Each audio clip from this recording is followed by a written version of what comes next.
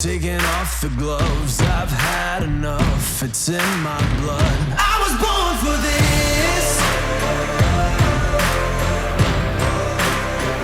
I was born for All right, on the show today, special guest Brandon Ray. And as you heard at the beginning of the song, that's a cool song, man. Born for this. So, man, I mean, you know you better than you. A lot of sports fans, I'm sure a lot of sports fans know you, know your songs. It's been played on.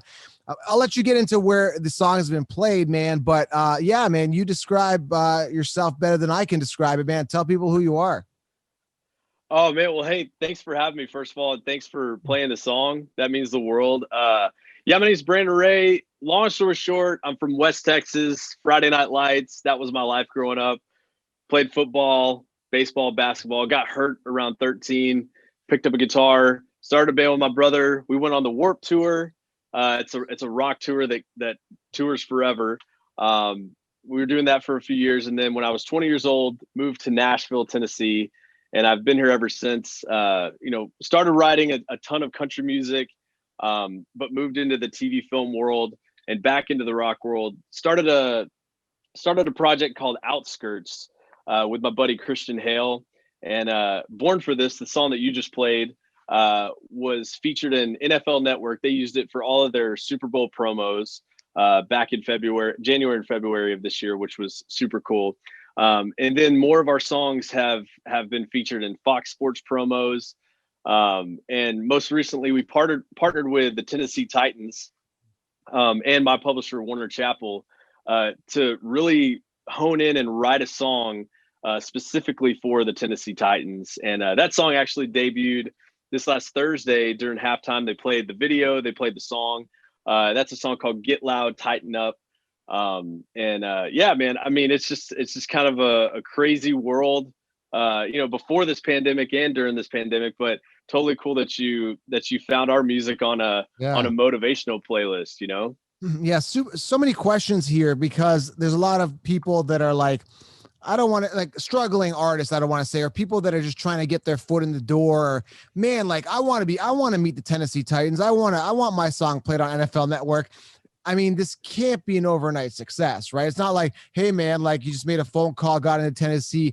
And part of my show, the main reason I created this show is I want to talk about the struggle, the entrepreneurship, all of the trials and tribulations that I'm continuing to go through, because it's so hard to get your foot in the door and get that break. And I'm sure you're still climbing, but like, how does one get their song to NFL Network? Do you just make a phone call, or like, how does it even happen? How do you get the door, in the door of Tennessee Titans? You don't got to do name dropping, but like, what are the steps? How did you get there?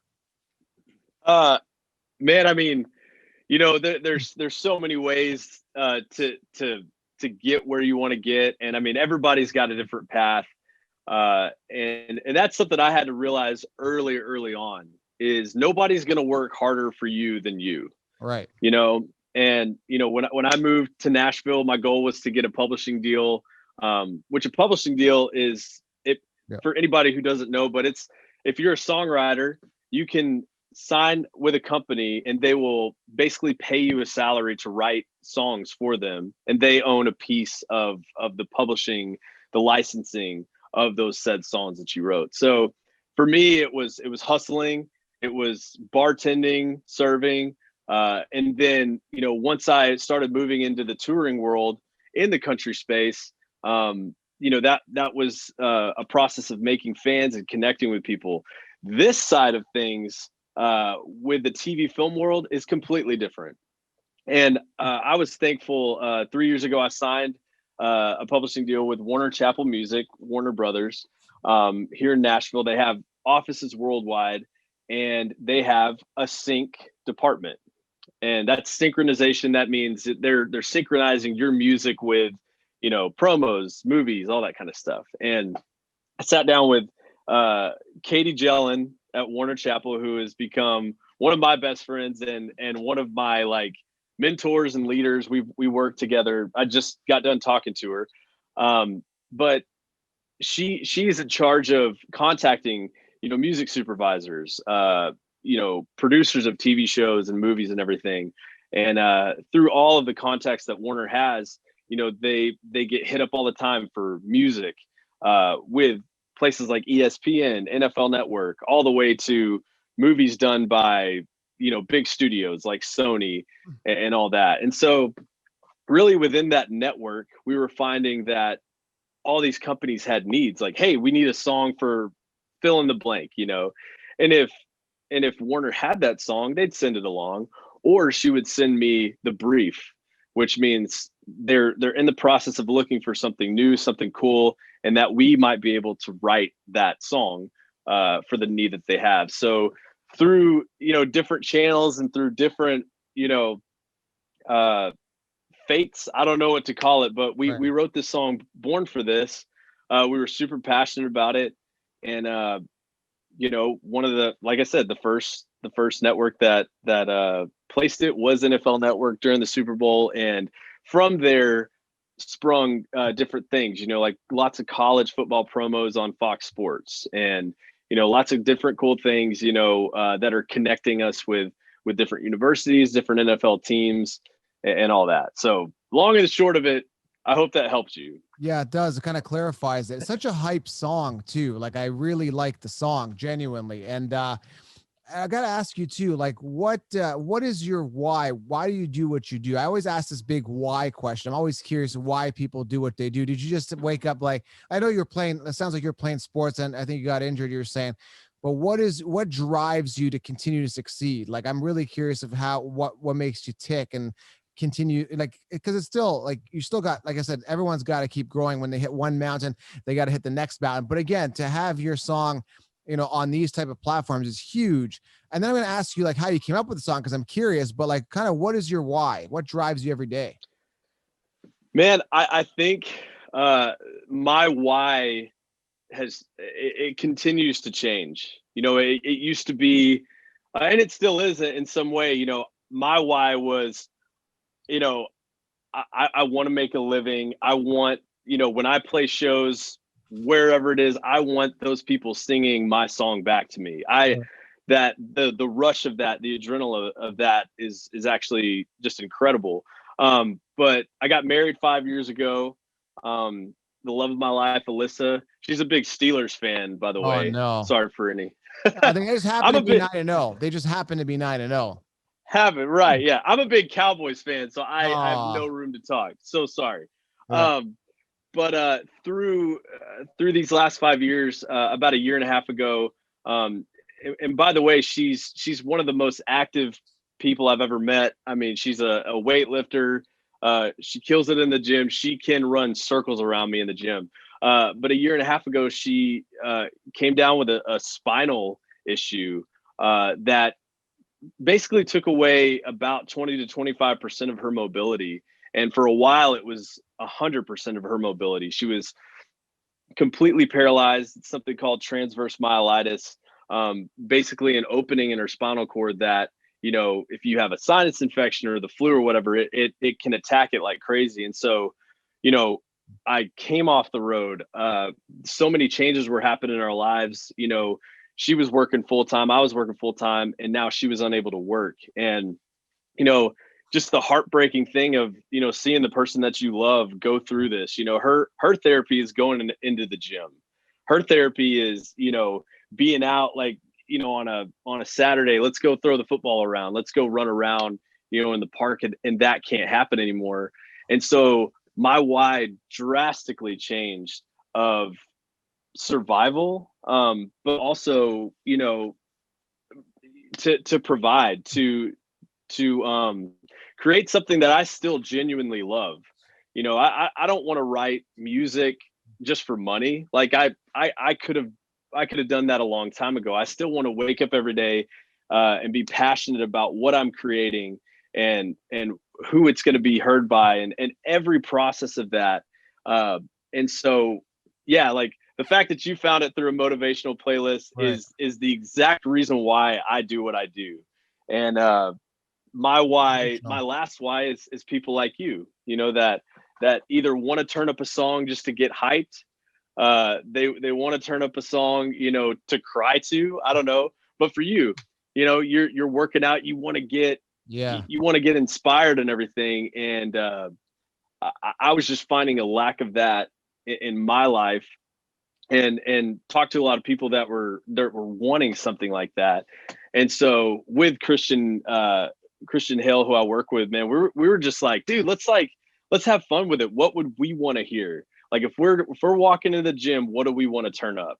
Or if we're walking into the locker room, what do we want to be, pumping on the speakers? So Yeah, so I'm like I don't have the lyrics in front of me, but basically it's an inspirational song. It says I'm like a caged up tiger, and he talks about like how he was born to do whatever it is you're doing. It's relatable, kind of like the Rocky story.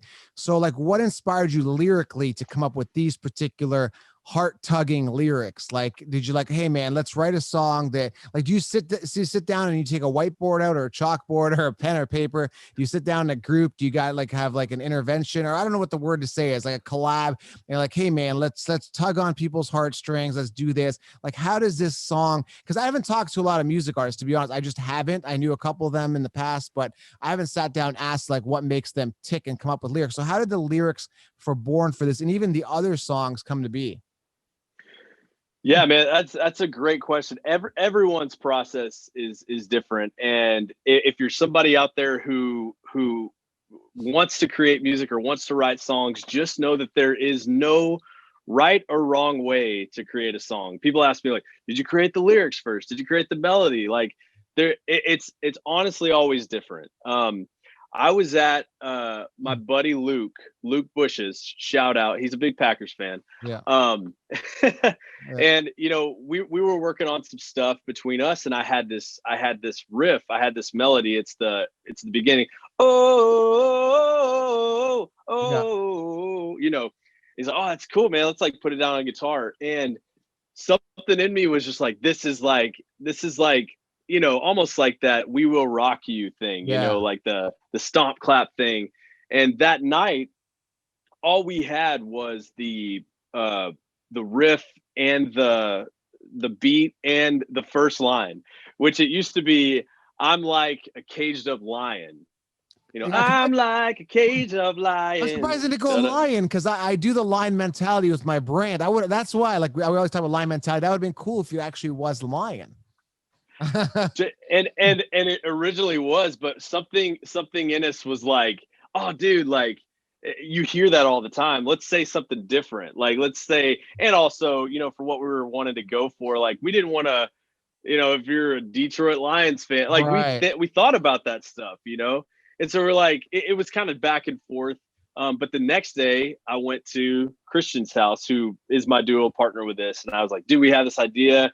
Here's all the tracks that we laid down, and it was almost like the song and the melody just lent to that inspirational, like badass kind of language that we wanted to put into it, Yeah, no, I love it. I'm glad you went with Tiger, because if you are more football related, I mean, the Detroit Tigers, I don't know. I don't watch baseball at all. I think they're still around. I don't think, nobody, I don't know, because I don't watch baseball.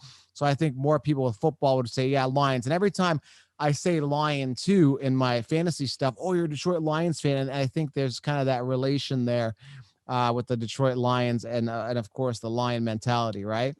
But it's kind of weird though. I was having this debate before when we were younger. I was a big baseball fan, and I'd argue football fans. It's weird because I played baseball growing up, probably when I was really young. And there's a debate on why, football's better than baseball. One of them is that they got these like alpha animal names. They're not like, they're not the Blue Jays and the, I mean, there is the Cardinals, but yeah, man, it's just like, and then you've got the Lions, the Bears, and all these like Vikings, and like, that was one argument that said, football is better than baseball. I remember we used to argue that all the time. I love that. It's so true. It's all in the language, man. I mean, and I also, you mentioned Rocky. This Born for This song really is for that fighter mentality. The taking off the gloves. I've had enough. Yeah. It's in my blood. I was born for this. Like, I mean, sometimes, whether you're the underdog fighter in an actual boxing match, or football, baseball, or in your actual life, yeah, that's kind of where it sprung, forward for us. Has there been other calls with people wanting to put this in motion picture, stuff like that yet? Yeah, that's actually it's currently happening right now with TV promos, like think of like ABC or NBC, Yeah. like they need that like come forward song for like Grey's Anatomy or something, which is super cool. But those type of film calls are definitely coming in from studios. Um, and and sometimes they pick the popular songs out there already. They go with Queen, which why wouldn't you go with Queen? But sometimes they want something new that nobody's heard, or they want to support a new artist that's putting stuff out. So we're currently working on a few songs for stuff like that in the end it might not happen, but that's why we show up every day and work, because of what's happened already and what's currently in the works for what we're doing. It would have juiced up the political debate. Imagine like Donald Trump and Joe Biden coming out to born to this. Oh man. That would have been a meme. Two 70-year-old men that are frail looking and coming out to that. Oh my God. That would be entertaining. Can you imagine them coming out? I'm like a caged up tiger, and you got Trump coming out with his. Did you see his dance? Did you see the Trump dance? Oh my God. I did. I did. He doesn't have a lot of shake to it. It's just more of a kind of a clap and a little bit of a upper torso kind of movement. But anyway, yeah, I just thought that would be man. funny. You can really like hype up anything with that song, literally, even the political debates. That'd be funny. So no, now you sounded like you kind of overcame adversities with finance and stuff like that, because any artist, including myself, and even though I'm not like a musical artist, I'm a podcast. Oh my God, I can't talk today. Podcaster, YouTuber, Instagrammer, stuff like that. There's always that struggle because you got to devote X amount of hours into your arts, and then there's X amount of time into making money. And if your art isn't making money at the beginning, which mine was not, you kind of have to juggle, right? You got to be like, okay, I got to do this for a bit. And then until this can feed me, because, the podcasting was a baby 4.5 years ago. It's still a young child, but it's making me money. When I look at entrepreneurship, I look at it as, me being a young kid, and like, I got to grow and I got to adapt. I got to build until I can feed myself and take care of myself. So to you, like, how was that struggle? How did you balance the struggle? And how did you kind of like, how did that work for you? Is that a struggle for you? Yeah. I mean, especially in the beginning, going from, being a teenager in a rock band, which we never made any money, we'd sell as many t-shirts as we could for enough gas money to get to the next city, and that was fun. But at some point you gotta settle down somewhere. You got rent to pay, you got all this stuff. And so for me, I take a lot of inspiration from my dad, who truly came from nothing. He had 3 younger siblings. He had a dad who was always gone, who was always drunk, and his mom, my grandma, who is, I believe, 89 now. She's still alive. She's still Nice. killing it. But she was the only one, pushing him. He got a job at 14 flipping burgers, and was always determined. He always had to fight. And when he had us, he worked for the railroad in Texas, and thankfully had a great career there and all that. But that's where that fight came from for me. It was like we weren't rich at all. We weren't even middle class. It was like if we got new shoes every 3 years, that was awesome. And so for me, it was never this is never going to happen. It's like, when is this going to happen? Because I knew that if I just kept showing up and I kept putting the work in, whether it was I had to work a 12-hour bartending shift or serving shift and then go to work on what I'm truly passionate about, I had to be willing to do that. And nothing was and nothing still is beneath me. About 3-4 years ago, I signed a deal with Keith Urban, who is one of my heroes. And Keith Urban?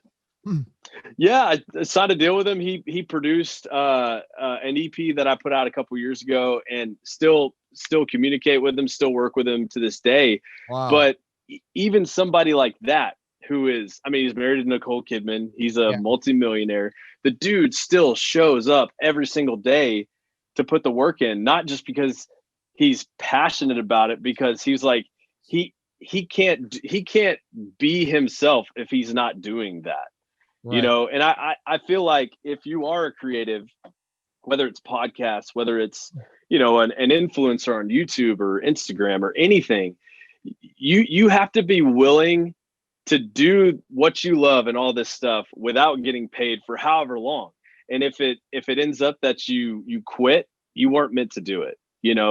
I believe the perseverance and the showing up every single day, it's going to bring about fruit. It's going to grow into something, and you just have to keep at it. And honestly, ignore the haters and the people out there saying that you can't.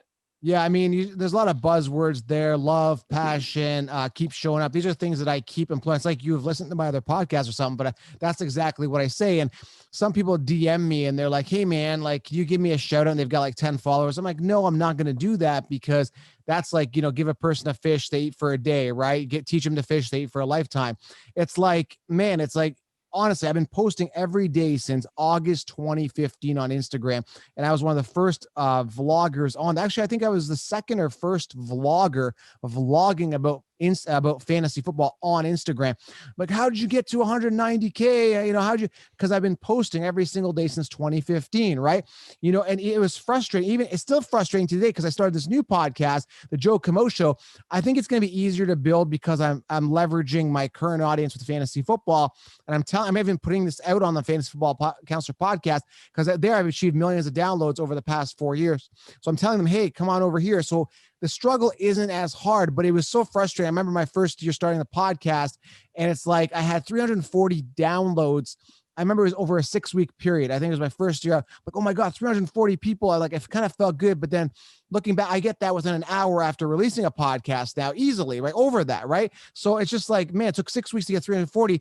And it's like, man, if I didn't love what I did, there's no way in hell I'd stick with it. Like, there's so many times I want to launch my computer across the room because the editing software glitched out, or I had to redo something, or I had to retape something, or I'm tired, or I'm sitting here in the studio and I should be with my wife and kids. And it's like, I'm giving up, things that I loved. I loved, martial arts. I gave up jujitsu. I could still work out, but I just don't have time to go to the gym and sweat. And there's a lot of things, but you give up a lot and you sacrifice. But if you don't love it, there's no way in hell, man. You're not going to continue. Absolutely. And you can truly apply what you just said to whatever it is. If you love, mashing grapes with your feet and making wine, I mean, you got to find a way to do it. I don't know. It's a good idea. Maybe someone's going to come. You know what? I bet you if somebody started that, if there was like a YouTuber, and I bet you people would watch that. They said, do you sanitize? They show the sanitization process of the feet. Do you sanitize? Do you like, it would be a whole thing, but yeah, absolutely. You just gave somebody an idea. So there you go, guys. If you don't have an idea of what to do, if you'd like wine, a lot of people like drinking wine. I know they do. There's an idea. Start an Instagram where you smash grapes and create wine. How about that? There you go.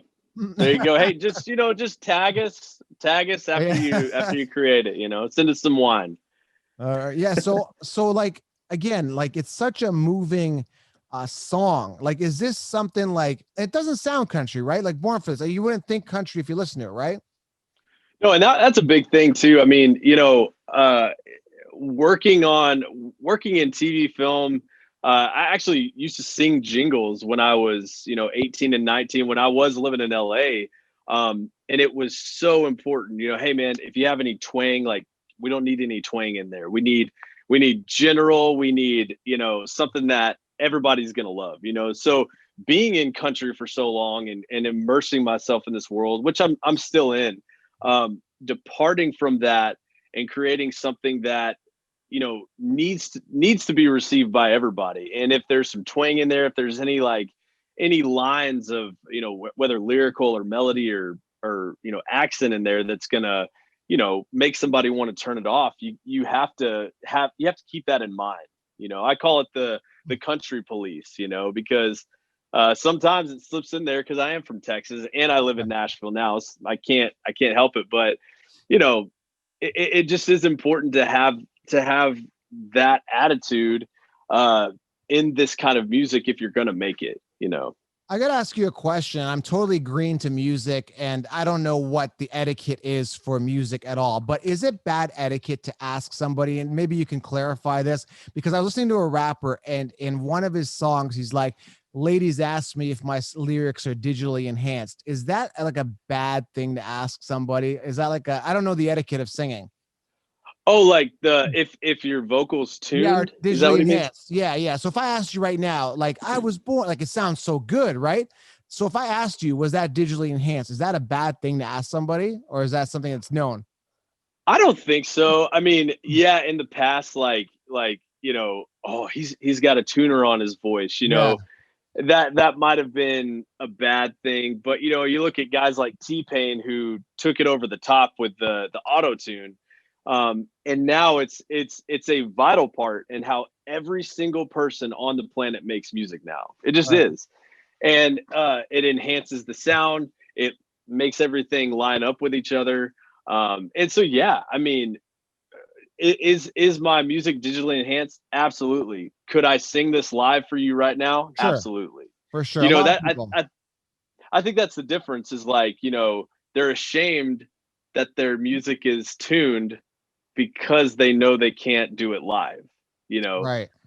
but if you're capable, you're capable. And I mean, there's nothing to hide behind. If hey man, I want to get this done, I want it to sound great. And when you're stacking it up against everything else you listen to, I want it to rise above that stuff too. So you kind of go through the same process they do. I think Britney Spears, again, this is going 20 years. I remember being a kid, and every kid, like a teenager, liked Britney Spears, and she was super hot back then. But I remember, like, a lot of people said, like, she didn't sound the same if she was like live compared to how she sounded in her albums. And that's when I was kind of aware of the digital enhancements when I heard Britney doing that. Yeah, and so many more. I mean, you would have been so surprised to hear, oh, they do that too. But now it's so it's just so common that everybody does it. Well, isn't it like a perfect storm when you're recording? It's like the audio equipment's good, it's soundproof room, like everything is optimal, right? Today, I mean, dude, with what you're working with today, I have the same mic. I mean, this Nice mic, mic yeah. is great for podcast recording, everything, to where the guy in his bedroom can make stuff sound exactly the same, if not better, than the guy in a $1 million studio. Right. Yeah, technology is phenomenal. And and again, I like the opportunity to do this stuff and have a platform, because I couldn't even imagine how I would do this, where if I didn't have a platform and hustle and grind, there's no way anyone would know who I am. And again, I'm still growing, and people in the fantasy community know who I am, but people in the sports community probably do not yet. So I'm trying to, I'm trying to break barriers and move mountains in my industry, and it's tough, man. And there's a lot of noise. I think there's way more noise in your market, wouldn't you say? Like it's hard to break through, right? Like really, like I, break through. I would say, I mean, I don't know what it's like for you. I don't know who's commenting, who's messaging on everything that you're doing. But I think the naysayers and the haters are honestly everywhere. Yeah. And I mean, unfortunately and fortunately, because those people saying that you can't only drive you to put in that extra hour of making what you do great. Yeah, it's unfortunate that we have those people in our lives, but man, I use it as a springboard. I'm like, cool, like just keep saying I can't, keep saying Yeah. I suck or whatever. I don't care. I'm gonna keep doing what I'm doing because I love it. I'm passionate about it. And I know that there's people out there who love it as well.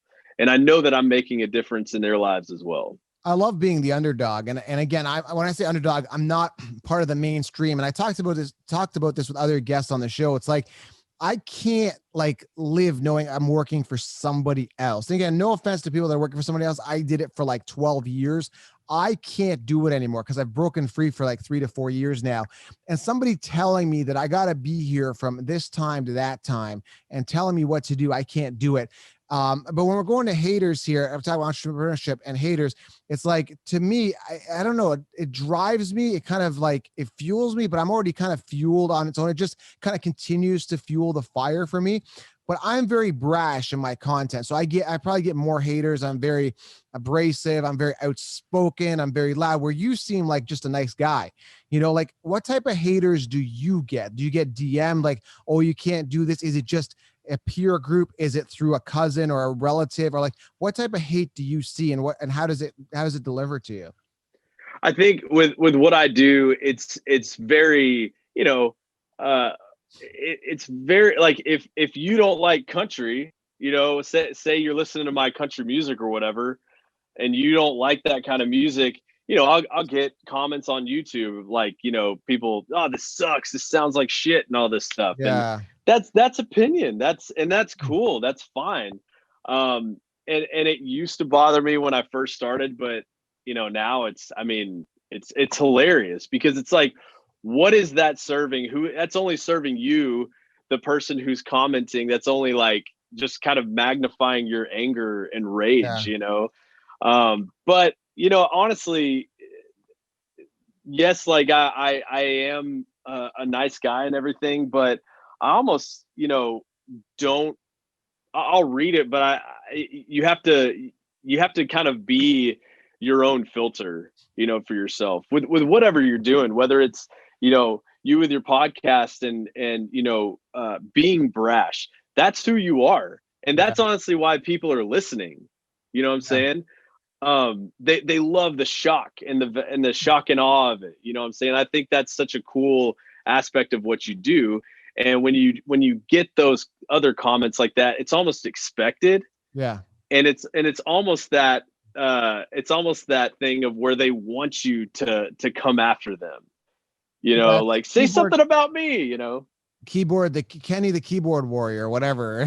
Sally, yeah, crazy exactly. Sally 101. They're on your in your DMs and stuff like that. I get a lot of hate. I remember my first hate was when I first started Instagram. I was probably like 2015, 2016. I said something, can't remember what I said. I said something to knock Brady, like Tom. I like Tom Brady. I think he's the greatest of all time at quarterback. I had said something about potential cheating of Deflategate. I didn't even say he cheated. I said something along the line of a potential, what's going on with Brady, potential cheat. And there was so much hate in the comments. And then at that point I was scared. I'm like, oh my God, I got to delete this. And I'm just so desensitized to it. Like I get like, hey man, I wish you die. I get so many, like, I can't even, like, I want to have this open podcast where I say anything I want to say. But some of the stuff in my DMs, I don't even want to repeat, because it's not even directed towards me, but it's directed towards people in my family. And it's just rude. It's like, how can somebody be so heartless and so cold? And I just delete, block. I just avoid it. I don't take it to heart. If I took everything they said to heart, I wouldn't sleep at night. I probably would have jumped off a cliff at this point. You just got to filter that out. You got to believe in yourself. And I totally believe in myself, and I'm totally confident. I'm sure you do too. And you need that. It just comes with the territory, honestly. Absolutely. And when you talk about stuff like that, I mean, I don't believe I've received as many as you, but I've definitely received threats like that. And yeah, in the beginning, you're like, I should just shut this whole thing down. I should just stop what I'm doing. Yeah. But then after a while, it's like, man, like, the issue is with them. That's their issue. If you're gonna take something like football, you say something about their favorite player that's probably true, but it's what you do. This is what you do. I mean, it has to do with their insecurities and their anger and their hate and their rage. And I think if you're listening to that and you've received that kind of hate for whatever you do, I think it's time that you turn that corner and you understand that, like, oh, this isn't about me at all. This is they're posting this because they are miserable in their own lives, and it is easy to take it to heart, but just don't. No, I kind of feel bad for some people. And sometimes, go get yours because I'm getting mine. I try to inspire people. And now I'm more fun with the comments when the haters are in there. I just dive right in. I make jokes with it. I do like an LOL. That's real cool, man. Go get yours and go. I got mine, that type of thing. So, and then again, it's just like, it's battle after battle, but you know, that's why I like your song so much, because I'm battling a lot of people. I'm battling myself to just get out here and do podcasts. Like I've done three, this is my third one today. So I'm battling that. I'm battling, you know, I got to schedule my time. I have my own battles, and then I'm battling my fantasy football industry because a lot of people don't like me because I speak the truth. Now, do you play fantasy football at all? I have in the past. I haven't played in the past couple of years just because of my schedule, but Well, the system is I broken. definitely know. The system is broken. The way the analysis is delivered, if you know, it's broken, because what they do is literally the magazines, the mainstream sites, the 4-letter networks. What they do is they take last year's top finishers and they say, hey, draft them again in this order, right? And it's very cookie cutter. And I come out and I say, hey, that analyst, you know, that's a terrible opinion. It doesn't work like that. You got to think outside the box in order to win. So the industry's kind of against me, and then I've got the hater fans. But then there's a lot of people pulling for me. It's just that the people that are the haters, right, they're the ones that are a little bit noisier. That's all. Absolutely. You know, I think it was my wife who said, you know, you'll scroll through 100 amazing comments praising you, and then the one comment that's a negative hater, that's the one you focus on. Yeah. It's so easy to focus on the negative. You know, with like I said, whatever you're doing, it's like at some point you have to turn that corner and just say, man, that's their opinion, and I can either let it eat me up inside, or I can use it for good, you know. And I love that you do that. I love that you comment on people's stuff and you make it a little lighthearted, because at the end of the day, you're a great guy, you know. I feel like most of us are great people, and you know, a lot of people just want to, you know, shit all over us when there's really nothing. There was no ill will or bad intent at all. You know, you're speaking your opinion. What you see is what you get, honestly. Well, a lot of people in the fantasy community, they're just sensitive. They're afraid to say that a player sucks. For example, Odell, he's been crap in the bed for 4 years in a row, busting. He had that one big catch in a good year or two. But then after that, I saw a decline. I thought he was a little overrated. Then 1 year got hurt. Next year, he crapped the bed. It's been 4 years in a row, including injuries, that he has just not performed on an optimal level. I had said this from year one, right? So the haters like, no, screw you. How could you talk about Odell? He's a big name, right? And it's just like, I'm not afraid to tell people that I really don't think that guy is really good. And for the most part, I'm right. The year, go back last year, everyone said Baker Mayfield was phenomenal. I said, well, Josh Allen's a little bit better. You're nuts, Joe. Put Joe in a straitjacket. So you just can't listen to other people. It's just that simple. Absolutely. And it's all opinion based. You know, I mean, I just saw that they made Josh Allen the mid season MVP, which is awesome and so well deserved. And it's like, dude, you can I would say you are an influencer. You're an analyst of your industry. You know what I'm saying? Yeah. Some people might go to ESPN, some people might go to Fox Sports. A lot of people go to you, and your opinion is your opinion. Right. And you know what you said, I saw your video about Nick Chubb today, you know? yeah. And I was like, this is hilarious, because like I'm not an active fantasy football player. So I'm like, oh, I guess I can understand why I didn't take the touchdown, but why? And then your reasoning, absolutely good point. You know what I'm saying? And so the fantasy community, I have to, like, absolutely. Could have went for that touchdown. I understand logically for the game, they downed the ball, won it. They didn't want to give the other team the ball, and I get that. But somebody's got to stick up for the 60 million plus people across North America that play fantasy football. They were legitimately pissed off because they needed an extra half point or 6 points or whatever to win their leagues. And what does he do? He runs full sprint and then gets off at the side. Dude, just finish. And I don't care about the game. I say finish strong. I'm not all about folding like a cheap lawn chair near the goal, and just finish strong. You know, I don't know. And that is your audience. But did you hear what the announcer said right after he did that? Yeah. He said there's going to be a lot of pissed off fantasy football players out there. So it is widely known. I mean, what you do, it has more fans than you even realize, you know? So if it's going to be called out on such a national level by the announcer himself, you know? Yeah, it's huge. So Dude, I think your points are valid. I think it's fun to speak your mind about this. I mean, think about growing up. Like I think about, going to high school on Monday morning after, watching football all day Sunday and arguing with my friends, about like, well, I mean, what's Troy Aikman doing? Who fill in the blank? Like why? It was always a fun conversation. So if you can't have a little bit of fun with it and understand where each other's coming from, you probably shouldn't be involved in any of the conversation. Yeah, man, people take it too serious and they got to realize at the end of the day, I'm an entertainer. Sometimes I get emotional, right? Like it's my real raw emotion coming out, but really it's for fun, man. And again, people just take it how could you say that about him? How could you do that? It's like, just relax. I mean, Nick Chubb doesn't even know you exist, man. Like just relax, It's fine. It's fine. Yeah, exactly. Let's talk about having some fun here. First of all, do you grind like 8 hours a day? Like how often are you working and when is your downtime and what do you do? Cause I want to talk about, is that a PlayStation in the background? Yeah, it's this is something that I in the past would have refused to have. Yeah. My brother actually told me, he's like, dude, what do you enjoy doing? And I'm like, I love to work. I love to tour. I love to play music. He's like, no, I'm not like, he's like, take all that out. All right, take it out.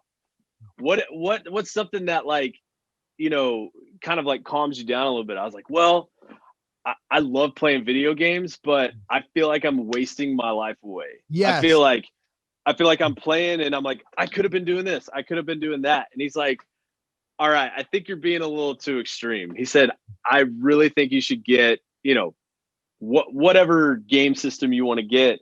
He's like, what do you like? I was like, dude, I love Madden. I love playing Madden. Love some NBA 2K. I'm a big sports video game player, Yeah. And he's like, dude, just get it, man. Yeah. And he's like, set a freaking timer if you need to. If you're that worried about wasting time, set a timer. And so for a while, I was so, OCD about that. I'd be okay, 30 minutes. I'm just going to play and I'm going to turn it off because I distract myself pretty. It's pretty heavy. So, dude, just being able to like, flip that on for just a little bit and just like zone out for a second helps me kind of regroup and work because I was working 7 days a week hard, and when touring season was in, I would tour Thursday, Friday, Saturday, Sunday, be home on Monday. I'd be home Monday, Tuesday, Wednesday, and then leave Wednesday night or Thursday morning every week, all year for 5 years, A great entrepreneur once said, and I have the same, mentality with you. It's about like, am I wasting time? And I just got a PS5 and it's hard to get, but I managed. Do you have one PS5? I don't. I wish I did. I managed to get one, which is remarkable. I don't even know how I got it. I ended up pre-ordering it the day before they said that the pre-orders were coming out. Anyway, I was lucky I got it. My friend's like, hey man, here's a link, just get it. So one problem I have is, again, it's like, okay, should I be doing that or should I be, reaching out to more people to get more guests or editing a show or spending more time with my kids? So I found a rhythm where the wife and I agreed that one night is going to be kind of like Netflix where we chill. And the other one's going to be more like, okay, Joe plays for a couple hours. And then what I learned, a wise entrepreneur once said, whatever you enjoy doing, let's say you want to go to the movies or something, do it. If you're enjoying it, okay, that's good. Double down on it, right? And okay, is it working? So if you play 1 hour, how do you feel? Okay, that felt really good. Let's go 2 hours. Okay, it felt really good. Let's go 3. Okay, that was weird. Then you just dial back. You just kind of got to feel what feels good to you. And I definitely find that by doing that, it was a release because I was playing Call of Duty and I'm telling you, this Cold War game, it is so much fun. I was in zombie mode and I was just like, I need to shut my brain off because if I don't, I'm going to lose my mind. And I think we're in the same boat. We want to succeed. We want to read. I want to read books. I'm all about reading books. I'm reading a book about the mind right now, how it works. I'm learning about the cerebellum, the front cortex and all this stuff and psychology. And it's like, yeah, I want to learn that stuff. But then at the same end, like, I need to shut it down or I'm going to lose my shit. Seriously. Absolutely. It's all about balance. Balance is the biggest thing. And that goes both ways. That goes on, if you're working too much, you have to dial it back. If you're playing too much, you got to dial it back. And I think it's just being honest with yourself and not being so hard on yourself. Like, okay, you put in the amount of hours you needed to work this week, and you're tired, you're exhausted. It's okay to shut it down. It's okay to do something mindless, like playing Madden, Yeah. or what Call of Duty, whatever it is. You just got to find that balance a little bit, because it's easy to lose sleep. And I lose sleep all the time because I'm constantly thinking, Yeah. just like you're like, oh, I got to get this guest on the show, or I got to do Yeah. this. Like, I'm the same way with things that I have to turn into my publisher, or just stuff that there's always something to get done. But just know you're only one person. Yeah, and if I'm gonna do anything, I'd rather maybe just watch a series with my wife. But I'm doing this. I'm doing the PS5 thing. I'm all in now. I'm all in. I'm gonna play it. I'm gonna enjoy it. I'm gonna maybe 8 hours a week. But at the end of the day, if I don't do it, I gotta lose my mind. And you should too. Try to get a PS5, and we'll get on Call of Duty together and smash some zombies. Let's do it. I'm in, Joe. Is there any last words? I just want to, I know we're tight for time today. I got some things to do. I know you got to get to something here. Is there any words to any aspiring artists that are just getting started out that are saying, hey man, like, I don't know if my voice is good enough, or, I don't know if that company will take me. I don't know if this song is good enough. Is there anything to kind of push them over to the edge and say, hey man, just do it? Is there any kind of, uplifting advice and you can tell them? Absolutely. I would say be yourself, because I know it's cheesy, but like there's only one of you. Right. I think that's so cheesy, but it's so true. And show up, be on time, know that like other people's time is valuable too, and that nobody works harder for you than you. I know I said that earlier, but it's true. Nobody's going to go out there and get Fox Sports to play your song for a college promo, or nobody's going to go out there and record your podcast for you. Fill in the blank, whatever it is you want to accomplish, no matter how outlandish or crazy it is. But know that like you don't need to chase after being somebody else. You just need to be yourself. You can't fake. People see through everything. You can't fake being real. You know what I'm saying? You're either real or people see through that. So don't be afraid to put your heart out there. Don't be afraid to be honest in what you do. To be honest, I've been a really insecure person. The quote, comparison is the thief of joy. That is so true when it comes to me, because you're looking around at what everybody else is doing. You're like, oh man, I'm not doing any of that. I must suck. I must be failing. That's not the truth. Everybody's got a different path. And so just know that, it may take you a little longer to accomplish the things that you want, and that's okay. One last question here while I got a actual singer on here and a musician. What do you think happens to those people that get the one-hit wonders? And I don't want to name names. I'm not going to name names, but I remember growing up in the 90s, there were so many, like you just Google one-hit wonders, so many people that came out with this amazing song, maybe a second song they follow, but then they just fall off. It could be a combination of things. So it's tough to gauge, but I wanted your opinion.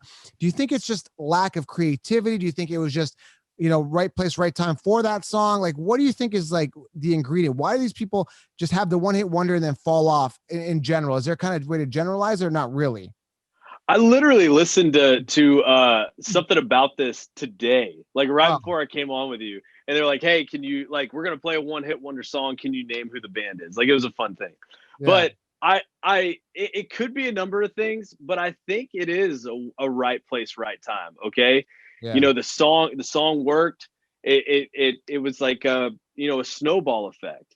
And it's just because the band doesn't have another hit after that doesn't mean the band sucks. It could be a number of things. It could be the label spent all that money getting that song to where it was, and it just blew up. It became crazy, crazy big, that no matter how much money, how much talent or anything you try to put into creating another one, sometimes it just can't happen again, And I just hear so many one-hit wonders getting so much shit from people, like that they suck or whatever. And that's just not the truth. It's not. Like, I mean, you think of the big songs out there from some of these people, they're, phenomenally talented.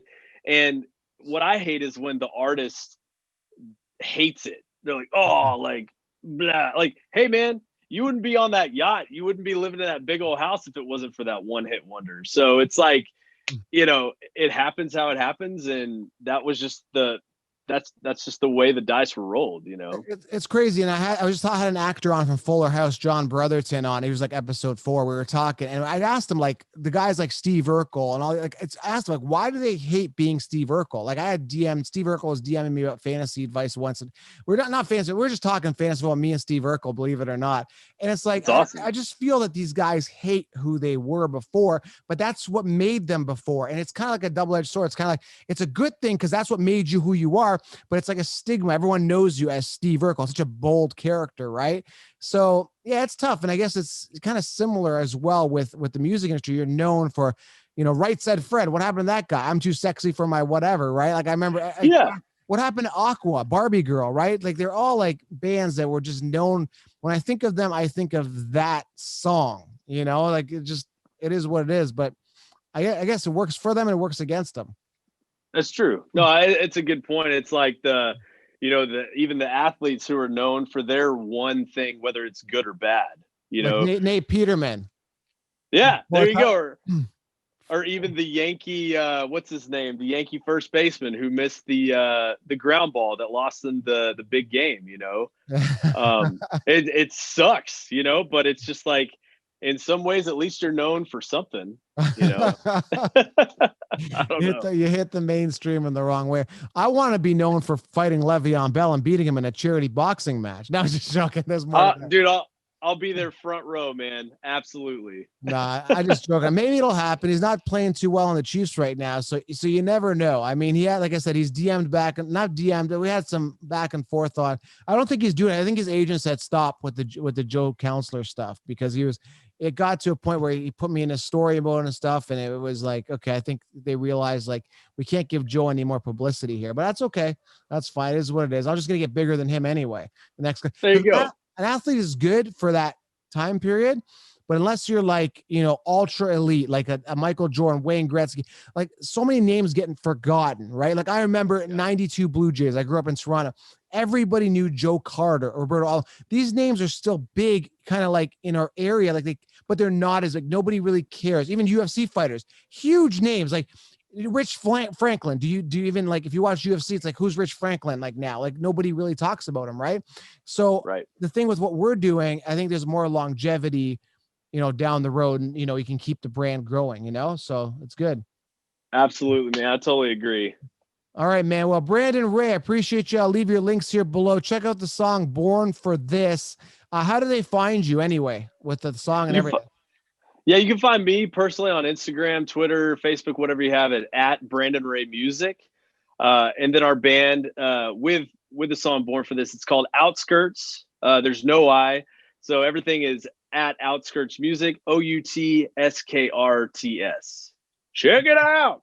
Yeah, Brandon, I appreciate it. I'm going to go play the song. I just finished my workout, so I'm going to need the song as I'm editing these videos. That's what I need to keep pumping it out. I love it, man. Get after it, man. We'll definitely talk soon. All right, I appreciate you for coming on, Brandon. Thanks, guys. Check them out and subscribe. We're out soon. Right. Thanks for having me. I was born for this. I was born for this.